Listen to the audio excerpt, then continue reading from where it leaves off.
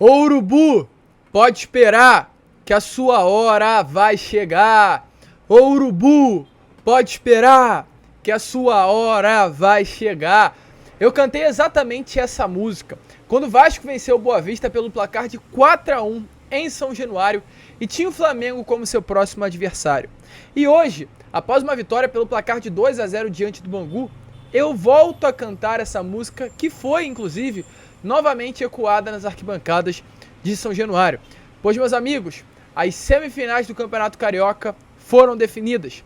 Vasco da Gama e Flamengo e Fluminense e Volta Redonda. Vasco terminou a Taça Guanabara na segunda colocação, enquanto Fluminense na primeira, Flamengo na terceira e Volta Redonda na quarta. Ou seja, torcedor vascaíno, próximo jogo do Vasco pelo Campeonato Carioca será um Vasco e Flamengo nas semifinais e o Vasco conta com a vantagem do empate. Se no agregado o jogo terminar empatado, o Vasco chega às finais do Campeonato Carioca. E é claro, a expectativa é grande, a expectativa é muito grande para essas semifinais. Eu, sinceramente, queria enfrentar o Flamengo. A gente tem que enfrentar clubes com um bom elenco, e eles têm. Temos que enfrentar rivais e temos que, no bom sentido da palavra, bater nos rivais, vencer os rivais, mostrar que o Rio de Janeiro tem dono, e é o Clube de Regatas Vasco da Gama. O Flamengo hoje vive um momento ruim, vive um momento de descida, enquanto o Vasco, completamente ao inverso disso, vive um momento de subida.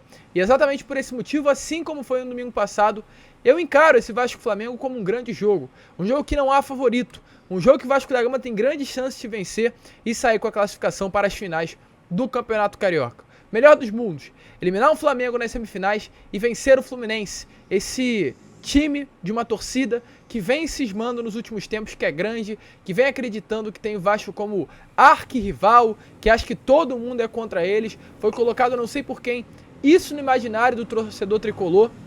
E o melhor dos mundos seria já começar a temporada dessa maneira, eliminando o Flamengo nas semifinais do Campeonato Carioca e vencendo o Fluminense nas finais. Até porque o Fluminense é freguês do Vasco, todos nós já sabemos disso. Se chegar numa final Vasco-Fluminense, difícil aí que o nosso gigante da colina não saia com resultado positivo. E como a gente trouxe, hoje São Januário encerrou com exatamente essa canção. O Urubu pode esperar, a sua hora vai chegar. Tá confiante para as finais? Deixa aí a sua opinião nos comentários sobre a partida de hoje, né, gente? Temos muitas coisas a falar sobre esse jogo entre Vasco e Bangu. A gente fica animado com relação a esse próximo jogo do Vasco, que será contra o Flamengo nas semifinais. É impossível não se animar, é impossível não se empolgar, até porque no último domingo o Vasco venceu o Flamengo e poderia vencer por 2, 3, foram 2 bolas na trave, um pênalti perdido.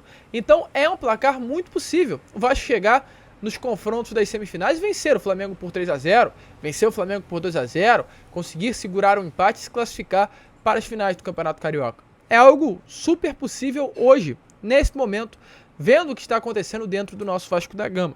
Porém, o que não pode acontecer, gente, é o Vasco jogar o futebol que jogou hoje, diante do Bangu em São Januário.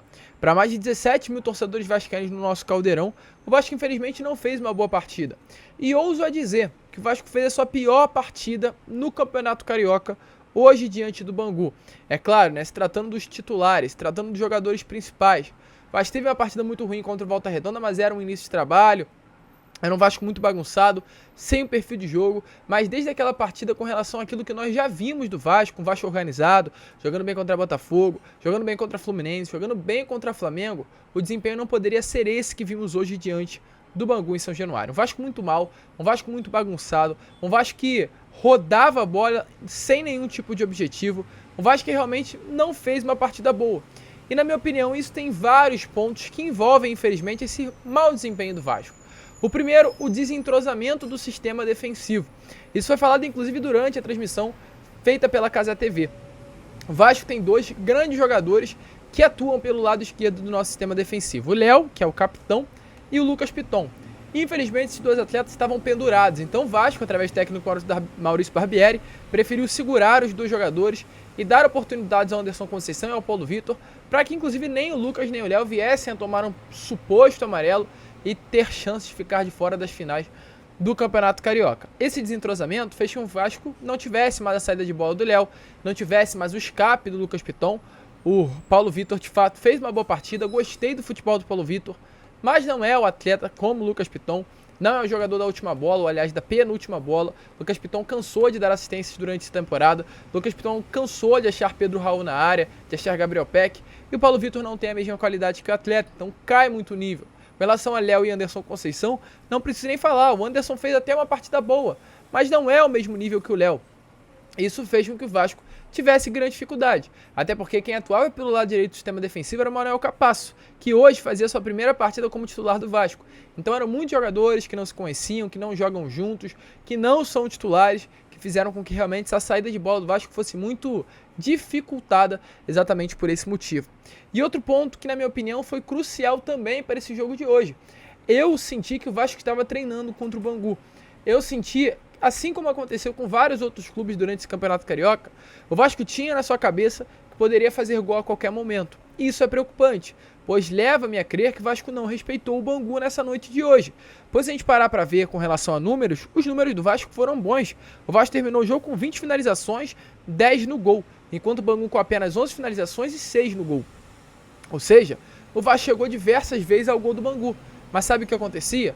Uma jogada individual que era criada lá de trás, e aí o último jogador que tinha a oportunidade com a bola no pé queria partir para cima e chutar. Queria mostrar para o Barbieri serviço.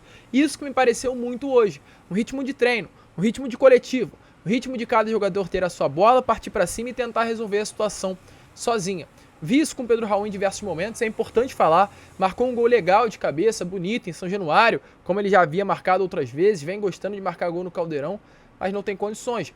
Vários contra-ataques foram matados pelo Pedro Raul, que ele pegava a bola, fazia o pivô, tentava pentear até achar o momento ideal para chutar o gol e fazer um gol, segundo a mentalidade dele, segundo o pensamento dele, seria possível de ser feito. Isso não dá. O jogador tem que ser efetivo, o jogador tem que ser conclusivo. Pegar a bola, fazer o pivô, ver jogadores passando, mas segurar para tentar o chute não é o correto. É pensar mais em si do que no Vasco. E nessa realidade não pode ser encontrada no Gigante da Colina. Outros jogadores, Gabriel Peck tentou fazer várias vezes isso, mas foi aquele corte para o meio. Cortava para o meio, passava o Mita, passava o Pedro Raul fazendo facão, passava o Alex Teixeira na outra ponta e o Gabriel Peck chutava para o gol. Figueiredo perdeu vários gols agora no final do jogo. O Jair tentava criar jogadas. Alex Teixeira era o único jogador que estava dando mais a mobilidade ao meio-campo e sempre dava esse último passe com qualidade, mas a bola acabava não voltando. Então é importante falar isso, na minha opinião. Se continuar com essa vaidade, vai dar ruim, principalmente pelo senhor Pedro Raul.